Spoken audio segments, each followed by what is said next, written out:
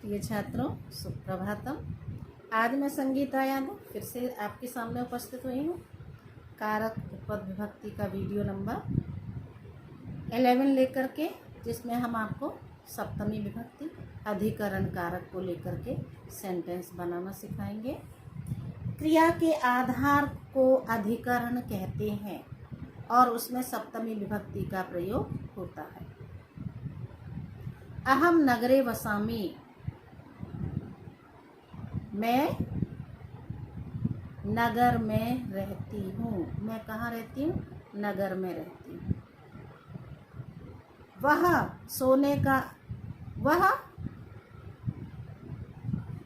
सैया पर सोता है। वह बिस्तर पर सोता है। किस पर सोता है? बिस्तर पर सोता है।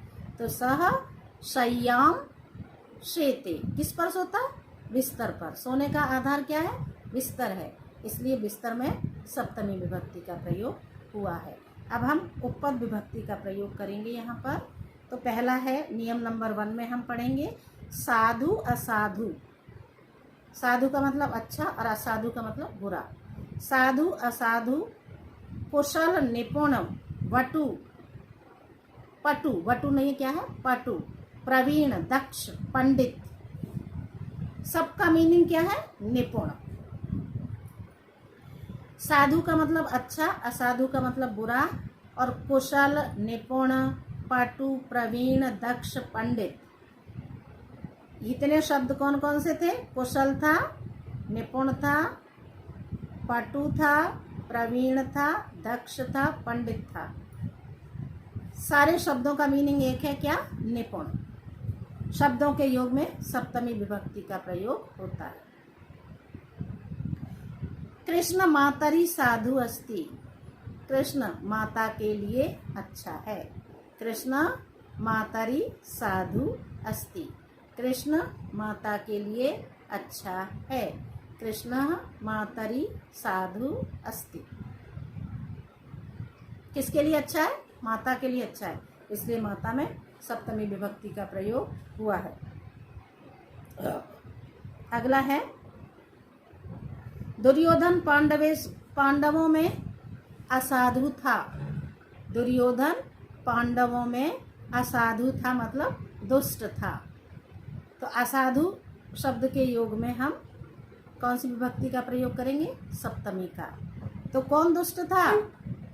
दुर्योधन। और किन में दुष्ट था? पांडवों में। तो दुर्योधनः पांडवेषु असाधु आसीत्। दुर्योधनः पांडवेषु असाधु आसीत्। सीता मर्यादा पालने कुशला निपुणा आसीत्। सीता मर्यादा पालने कुशला निपुणा आसीत्। सीता किसमें कुशल थी? मर्यादा का पालन करने में। तो मर्यादा पालने, सीता मर्यादा पालने कुशला निपुणा आसीत्। सह कार्ये निपुणः अस्ति। हम ये भी लिख सकते हैं कि वह कार्य में निपुण है, वह कार्य में दक्ष है। सह कार्ये दक्षः अस्ति, सह कार्ये निपुणः अस्ति, सह कार्ये प्रवीणः अस्ति, और सह कार्ये पटु अस्ति। इतना भी हम सब, क्योंकि सबका मीनिंग क्या है? निपुण है। स संस्कृते प्रवीणः वर्तते, वह संस्कृत भाषा में प्रवीण है, विद्वान है, पंडित है। तो सह संस्कृते प्रवीणः अस्ति। जितने भी सेंटेंस बोले जा रहे हैं वो आपको अपनी कॉपी में लिखने होंगे और उनका अभ्यास करना होगा, उनको बार बार पढ़ना होगा। जब एक क्रिया के हो जाने पर दूसरी क्रिया होती है, तो पहली क्रिया व उसके कर्ता में सप्तमी विभक्ति का प्रयोग होता है।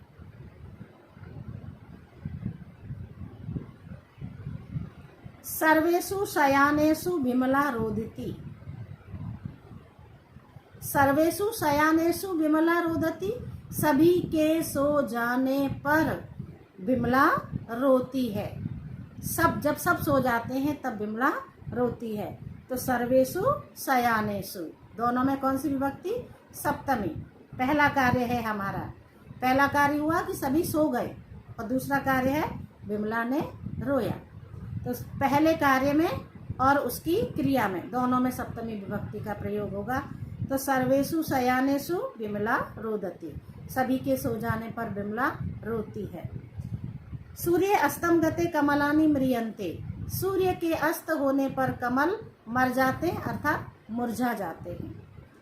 रामे वनम गते दशरथ प्राणान अत्यजत, राम के वन जाने पर दशरथ ने प्राण त्याग दिए। पहले राम वन चले गए, उसके बाद लक्ष्मण ने प्राण त्याग दिए। तो रामे वनम गते, राम के वन चले जाने पर, लक्ष्मण दशरथ प्राणान अत्यजत, दशरथ ने प्राण त्यागे, लक्ष्मण ने नहीं। किसने त्यागे? दशरथ ने, उनके पिताजी ने। तो रामे वनम गते दशरथ प्राणान अत्यजत, जिसका अनादर करके कोई कार्य किया जाता है उसमें सप्तमी के साथ षष्ठी भी प्रयोग की जाती है। तो रुदती पुत्रे या रुदते पुत्रे, रुदतः पुत्रस्य वा पिता अब्राजीत, पुत्र के रोने पर भी पिता सन्यासी हो गए। पिता के सन्यासी होने से पुत्र को बहुत दुख था, वह रो रहा था, लेकिन फिर भी पिता सन्यासी हो गए। तो क्या है? पुत्र के रोने पर भी पिता सन्यासी हो गए। पुत्रस्य रुदती पुत्रे या रुदतः पुत्रस्य वा, या रुदती पुत्र लिखेंगे या फिर रुदतः पुत्रस्य। रुदती पुत्रे में सप्तमी विभक्ति और रुदतः पुत्रस्य में षष्ठी। वा पिता अब्राजीत, रोते, पुत्र के रोते हुए होने पर भी पिता सन्यासी हो गए।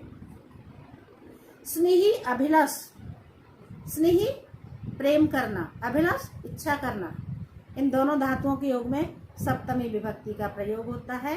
सेंटेंस है माता पुत्र स्नेहयति, माता पुत्र पर स्नेह करती है, गुरु शिष्य पर स्नेह करता है, गुरु शिष्य स्नेहयति, भ्राता भगिनी पर स्नेह करता है, भ्राता भगिन्याम अभिलषति। यदि बहुत में से, समूह में से किसी एक को श्रेष्ठ को निकाला जाता है, जैसे कविशु कालिदास श्रेष्ठा, वहाँ पर हमने षष्ठी और सप्तमी दोनों विभक्तियों का प्रयोग किया था। ठीक वही चीज़ है यहाँ पर। यदि बहुत से में से किसी एक का निर्धारण किया जाए तो वहाँ पर षष्ठी और सप्तमी दोनों विभक्तियों का प्रयोग होता है।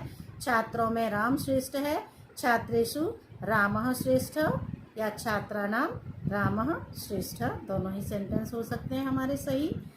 सीता नारियों में श्रेष्ठ है, सीता नारीणाम श्रेष्ठा अस्ति, सीता नारीणाम श्रेष्ठा अस्ति, और सीता नारीषु श्रेष्ठा अस्ति।